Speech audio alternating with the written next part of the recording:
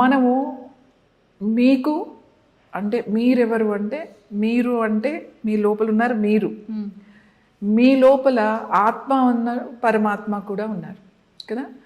మీకు మీ ఆత్మకి మీరెవరో తెలుసుకోవాలి, అసలు ఈ పరమాత్మ ఎవరో తెలుసుకోవాలి, నాకు ఆ దర్శనం కావాలి అని మీకు ఉంది. సో మీకు మీ ఆత్మకి పరమాత్మకి మధ్యలో అడ్డుగా ఉండేది మీ మనసు. అది మేము చూడనీయదు, అది వెళ్ళనివ్వదు. అది రకరకాలు సెకండ్కి ఒకటి ఫ్రాక్షన్ ఆఫ్ సెకండ్లో ఆలోచనలు తీసుకొచ్చేస్తుంది. ఏ చెయ్యి అంటది, చెయ్యొద్దు అంటది, ఏ చేస్తే బాగుంటుంది అని అంటది, లేకపోతే ఎవరు చూడలేదు చేసే అంటది. అమ్మో వాళ్ళు చూస్తే నీ సంగతి ఏంటి, ఏమైపోతావు అని అంటది. మనసు మధ్యలో డిస్టర్బ్ చేస్తూ ఇవి ఆలోచనలన్నీ మీకు ఎవరు చెప్పరు. మనం ప్రతి పనిలో కూడా ప్రతి చేసే దాంట్లో కూడా ఇవి నడుస్తూనే ఉంటుంది.